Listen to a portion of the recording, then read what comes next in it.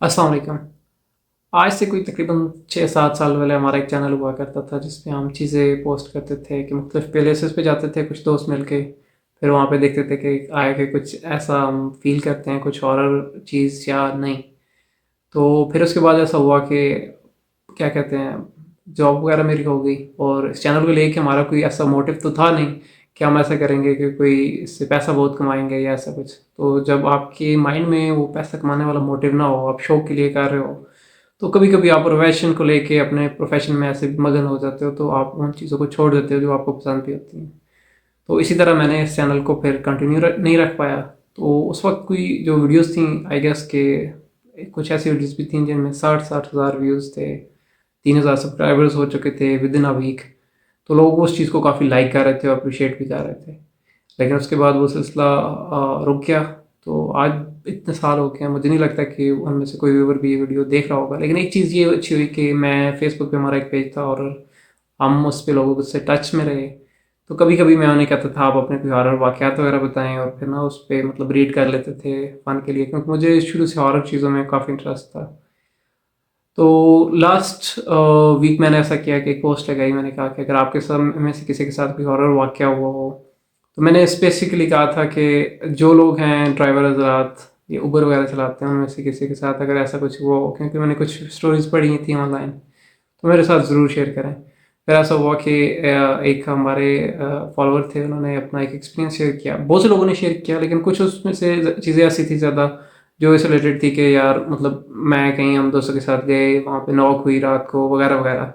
कुछ इस तरह स्टोरी टाइप किसी ने कुछ शेयर नहीं किया, लेकिन हमारे एक फॉलोअर थे जिन्होंने एक अपनी पूरी स्टोरी शेयर की कि क्यों उन्होंने ऊबर चलाना ही छोड़ दी। तो वो काफ़ी इंटरेस्टिंग था, मतलब मुझे बड़ी इंटरेस्टिंग उनकी स्टोरी लगी। तो मैंने कहा कि इसको ना ज़रूर हमें वो करना चाहिए, क्या बोलते हैं कि इस वीडियो में मुझे ज़रूर इसको नरेट करना चाहिए। तो देखते हैं, आप भी बहुत ही मतलब वो सिलसिले में चले जाओगे उनका एक्सपीरियंस सुन के कि क्यों उन्होंने जो लेट नाइट ड्राइव करते थे उबर, और फिर उन्होंने क्यों, कौन सी ऐसी बात थी जिसकी वजह से उन्होंने वो अपना कैरियर छोड़ दिया, रात को टैक्सी और उबर चलाना छोड़ दी।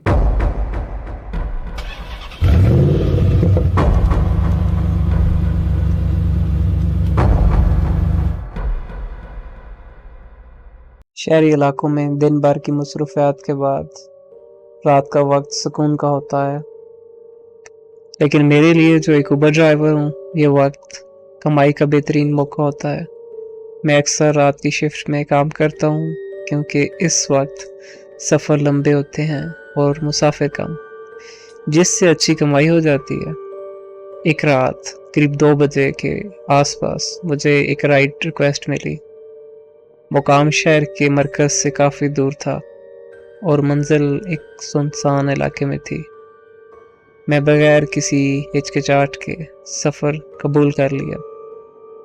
सोचा शायद ये कोई ज़रूरी काम के लिए निकला मुसाफिर होगा। जब मैं दिए गए मुकाम पर पहुंचा तो एक शख्स काला लिबास पहने सर झुकाए खड़ा था। चेहरा स्ट्रीट लाइट के नीचे धुंधला लग रहा था।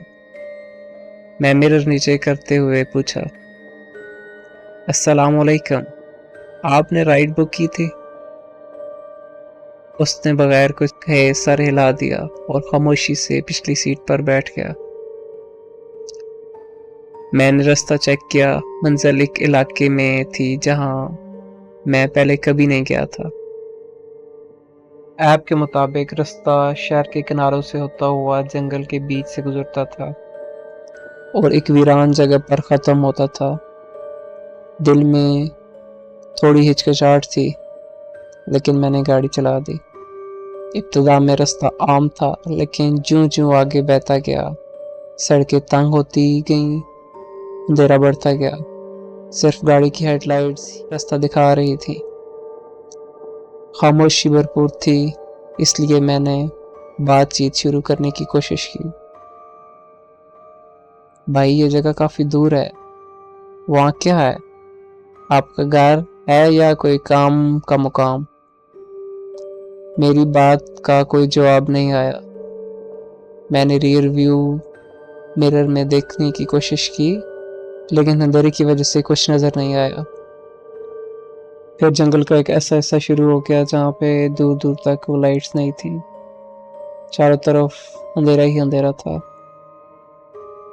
जंगल का यह हिस्सा बनिस्बत बाकी जंगल के इंतहाई घना था। मुझे अचानक एक अजीब सी बेचैनी महसूस होने लगी। मैंने घबराते हुए रियर व्यू मिरर में पीछे देखने की कोशिश की तो अचानक मेरे खौफ में मजीद इजाफा हो गया, क्योंकि वो शख्स मुझे मिरर में नजर नहीं आ रहा था, हालांकि वो पिछली सीट पर बैठा हुआ था। मेरे दिल की धड़कन तेज हो गई। मैं बमुश्किल गाड़ी चला रहा था। ऐसे महसूस हो रहा था जैसे मेरे जिस्म में जान बाकी ना रही हो। रास्ते के आखिरी हिस्से में सड़क एक पुराने और वीरान मकान पर जाकर खत्म हुई। मकान की हालत देखकर लगता था कि कई सालों से यहाँ कोई रहता नहीं। मैंने गाड़ी रोकी और पीछे मुड़कर देखा तो गाड़ी खाली थी। डर और हैरत के साथ मैंने बाहर निकलकर चारों तरफ देखा, लेकिन वहाँ कोई नहीं था। जब मैंने पिछली सीट देखी तो वहाँ एक पुरानी मिट्टी सी लिपटी किताब पड़ी हुई थी। उस किताब पर अजीब व गरीब अलामात बनी हुई थी। मैंने फौरन गाड़ी में वापस बैठकर इंजन स्टार्ट किया और वहाँ से तेजी से निकल गया। जब मैं वापस आया घर में तो मेरे दिल में अजीब व गरीब से ख्यालात आ रहे थे। मुझे नींद नहीं आ रही थी। फिर अचानक इसी बारे में सोचते सोचते पता नहीं कब मेरी आंख लग गई। दूसरे दिन जब सुबह मैं उठा तो मैंने फौरी मोबाइल पर जब रिकॉर्ड चेक किया तो इस राइड का कोई रिकॉर्ड नहीं था। मैं बहुत हैरान हो गया। उसी वक्त मेरे दिल में फौरी ख्याल आया उसी बुक का जो मैंने रात को गाड़ी की बैक सीट पर देखी थी। मैं भागकर गाड़ी के पास गया, उसका दरवाज़ा ओपन किया और वो बुक देखने लगा। वहाँ कोई बुक नहीं थी। उस रात के बाद मैंने फैसला किया कि मैं रात की शिफ्ट में काम नहीं करूँगा, लेकिन आज तक ये सवाल मेरे जहन में घूमता है, वो मुसाफिर कौन था और वो मंजिल क्या वाकई हकीकी थी? तो दोस्तों, मुझे अपनी राय दीजिएगा कमेंट्स में। आपको क्या लगता है, क्या वो वाकया हकीकत में अदिल के साथ पेश आया होगा या ये सिर्फ उसका वहम था? आज की स्टोरी यहीं ख़त्म होती है।